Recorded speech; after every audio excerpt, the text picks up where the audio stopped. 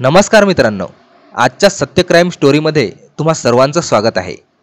घटना आहे बीड जिल्ह्यातील माजलगाव तालुक्यामध्ये। तसंच पाहिले तर बीड जिल्हा हा ऊसतोड कामगारांचा जिल्हा म्हणून ओळखला जातो। मोठ्या प्रमाणात जिल्ह्यातून मजूर ऊसतोडणी करण्यासाठी बाहेर जिल्ह्यात किंवा परराज्यात जातात। त्यामुळे जिल्ह्यात मुकदमांची संख्या खूप मोठ्या प्रमाणात आहे। हे मुकदम कारखान्याकडून पैसे आणून ऊसतोड कामगारांना वाटप करतात आणि बरेच महिने ऊसतोड मजूर हे कामावर जातात। अशाच प्रकारे अमोल शिंगारे नावाचा मुकादम माजलगाव तालुक्यातील दिनरोड परिसरात राहत होता। अमोल शिंगारे हा गेल्या काही वर्षापासून मुकादम म्हणून काम करत होता। अमोल शिंगारे याच्याकडे एक ट्रॅक्टर होता। तो ट्रॅक्टर त्याने साखर कारखान्यात कामाला लावलेला होता। त्यामुळे प्रत्येक वर्षी तो नवीन जोडपे पाहून ट्रॅक्टरसह त्या जोडप्याला उचल रक्कम देत होता। अमोल हा मुकदम असल्यामुळे त्याचा जिल्ह्यातील ऊसतोड कामगाराबरोबर चांगला संपर्क होता। त्यामुळे प्रत्येक वर्षी तो नवीन जोडप्याला ट्रॅक्टरवर काम करण्यासाठी विचारत असायचा। अशाच प्रकारे माणिक आणि त्याची बायको छाया हे जोडपे अमोल शिंगारे यांना भेटले। त्यांनी अमोल शिंगारे याच्याकडे कारखान्यासाठी काम भेटेल का याची विचारणा केली। त्यावेळी अमोल याने होकार दिला। अमोल याला देखील प्रत्येक वर्षी नवीन जोडपे पाहिजे होते। त्यानुसार अमोल याने माणिक आणि छाया यांना होकार दिला। आता माणिक आणि छाया यांनी ऊस तोडणीला जाण्याची तयारी सुरू केली होती। माणिक आणि छाया अमोल शिंगारे याचा ट्रॅक्टर घेतला आणि ऊस तोडायला सुरुवात केली। पहिल्या वर्षी जेवढी रक्कम माणिक आणि छाया यांना जोडप्यांना देण्यात आली होती त्या रकमेमधील काही रक्कम माणिक यांच्याकडे शिल्लक राहिली। तेवढ्या प्रमाणात काम झाले नाही, त्यामुळे जी बाकी माणिक याच्याकडे राहिली ती काही दिवसात तुम्हाला परत देतो असं माणिक याने अमोल शिंगारे याला सांगितलं। पण अमोल याने पुढच्या वर्षीचे रक्कम मध्ये आपण बाकी जमा करून घेऊ असं सांगितल्यामुळे सर्व काही व्यवस्थित झाले।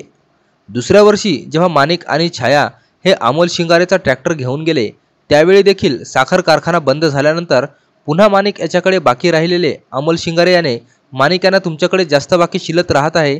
गेल्या वर्षी आणि यावर्षी मोठ्या प्रमाणात बाकी झाली आहे। तुम्ही काम करताना कंटाळा करता असं तो माणिकला म्हणू लागला। आता जितकी बाकी शिल्लक राहिली आहे ती बाकी तुम्ही परत द्या असं जेव्हा अमोल म्हणू लागला तेव्हा माणिकला टेन्शन यायला सुरुवात झाली। कारण माणिक आणि छाया यांची परिस्थिती खूप गरिबीची होती। जेवढी कमाई केली होती तेवढी रक्कम त्यांना संसारात लागत होती। तरी देखील माणिकने काही दिवसात तुम्हाला रक्कम परत देतो असं सांगितलं। काही दिवस अमोलने वाट पाहिली, परंतु माणिक हा पैसे देऊ शकणार नाही असं जेव्हा अमोल याच्या लक्षात आलं तेव्हा त्याने माणिकची पत्नी छाया हिच्याकडे नजर फिरवायला सुरुवात केली। पैसे नसल्यामुळे माणिक काहीच बोलणार नाही असं अमोलला वाटत होतं। त्यामुळे अमोलने छायाकडे शरीर संबंध करण्याची मागणी देखील केली। छायाने मात्र हे सर्व करण्यास नकार दिला। आपल्या नवऱ्यासमोर अमोल अशा प्रकारची मागणी करत होता, मात्र नवरा हा हातबल होऊन पाहत होता। 2 दिवसाचा कालावधी निघून गेला तेव्हा छायाचा पती बाहेरगावी गेला होता। तेव्हा अमोल हा माणिकच्या घरी पोहोचला। घरी छाया एकटी होती, त्यामुळे अमोलने पुन्हा तिच्याकडे संबंध करण्याची मागणी केली। यावेळी मात्र छायाने होकार दिला, पण आम्हाला कामावरून काढू नका अशी मागणी देखील केली, कारण आमच्याकडे तेवढेच काम आहे असं बोलणं झाल्यामुळे अमोल याने होकार दिला आणि छायाबरोबर संबंध प्रस्थापित केले। आता जे काही झाले होते ते दोघांच्या सहमतीने झाले होते। त्यामुळे अमोल याने दोघांमध्ये संबंध सुरू असताना काही फोटो आणि व्हिडिओ शूटिंग केले, कारण छायाने पुन्हा त्याच्या विरोधात पोलीस तक्रार केली तर अडचण होईल असं अमोल याला वाटत होतं। जे काही झालं होतं ते छायाच्या परस्पर केलं होतं। आता पुन्हा ऊस तोडणीसाठी जाण्याची वेळ आली होती। त्यावेळी माणिकला अमोल याने बोलावून पैशाचा आपण पुढे पाहू, तू आता माझं ट्रॅक्टर घेऊन काम कर असं सांगितलं। जेव्हा अमोल असं बोलत होता त्यावेळी माणिकच्या चेहऱ्यावर हास्य दिसत होतं। माणिक हा घरी आला आणि त्याने पत्नी छायाला सर्व काही सांगितलं। आपल्याला अमोल मदत करणार आहे तेव्हा छायाने जो काही प्रकार अमोल बरोबर केला तो सांगितला। त्यामुळे जे काही चालू आहे असंच चालू राहू द्या अशी छाया नवऱ्याला म्हणाली। आता अमोल हा छायाबरोबर बाकीच्या बदल्यात संबंध करू लागला होता, पण ती माणिक याला देखील सर्व काही माहीत झालं होतं। त्यामुळे तो पण यांच्यामध्ये अडथळा आणत नव्हता। दोघांच्या संबंधाला आता 1-1.5 वर्षाचा कालावधी होऊन गेला होता। मुकदम अमोल हा त्याला जेव्हा वाटेल तेव्हा तो छायाकडे जाऊ लागला होता, परंतु आता हे किती दिवस सहन करायचे असा प्रश्न छायाला पडला होता।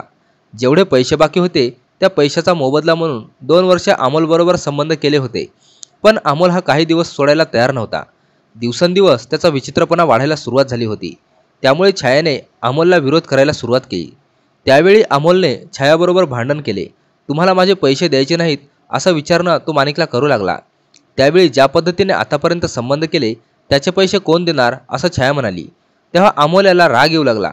कारण आतापर्यंत छाया ही शब्दानेही कधी बोलली नव्हती, पण आता ज्या पद्धतीने ती बोलू लागली होती त्यामुळे आता काहीतरी छायाचा बंदोबस्त करावा लागेल असं अमोलच्या डोक्यात येऊ लागलं. अमोलने 2 वर्षापूर्वी छायाबरोबर जे काही संबंध केले होते त्याचे फोटो आणि व्हिडिओ सोशल मीडियावर व्हायरल करण्याची धमकी छायाला देणे सुरू केले. मात्र छायाने आता स्पष्ट नकार दिला होता. तुला जे काही करायचे असेल ते कर म्हणून अमोल याला हुडकावून लावायला सुरुवात केली. त्यावेळी अमोलने रागाच्या भरात गावातील सोशल मीडियावर फोटो व्हिडिओ व्हायरल केले. गावातील लोकांना जेव्हा छाया ही संबंध करताना दिसली तेव्हा खळबळ उडाली. ही खबर छायापर्यंत पोहोचली. त्यावेळेस समाजामध्ये ज्या पद्धतीने छायाची बदनामी झाली होती त्यामुळे छायाने जीवनयात्रा संपवण्याचा प्रयत्न केला. अमोल याने 2 वर्षे छायाबरोबर संबंध केले तरी त्याचे मन भरले नव्हते. छायाने जीवन संपवण्याचा प्रयत्न केला असल्याची माहिती अमोल याला कळताच तो फरार झाला. या सर्व प्रकरणाला अमोल हा कारणीभूत असल्याने त्याच्याविरुद्ध दिंदूर पोलीस ठाण्यात गुन्हा दाखल करण्यात आला. या प्रकरणी विधान परिषदेच्या सभापती यांनी देखील हे प्रकरण तात्काळ निष्काळजी काढण्यात यावी यासाठी चांगल्या वकिलाची नियुक्ती करण्या असे आदेश दिले. अमोल शिंगारे याने सावकारी पद्धतीने छायाबरोबर वसुली केली असेल तर त्याच्याविरुद्ध सावकारी कायद्यानुसार गुन्हा दाखल करण्यात यावा असं देखील सांगण्यात आलं. सध्या आरोपी अमोल विरुद्ध गुन्हा दाखल झाला असला तरी तो सध्या फरार झालेला आहे. लवकरच त्याचा तपास करण्यात येईल असं पोलिसांच्या वतीने सांगण्यात आलं. छायाने सुरुवातीला जर विरोध केला असता तर ही वेळ तिच्यावर आली नसती. या घटनेविषयी तुम्हाला काय वाटते ते कमेंटमध्ये नक्की कळवा. धन्यवाद मित्रांनो. तर पुन्हा भेटूयात एका नवीन कहाणीसोबत. पण जाता जाता यूट्यूब चॅनलला सबस्क्राईब करा आणि व्हिडिओला लाईक करा. धन्यवाद.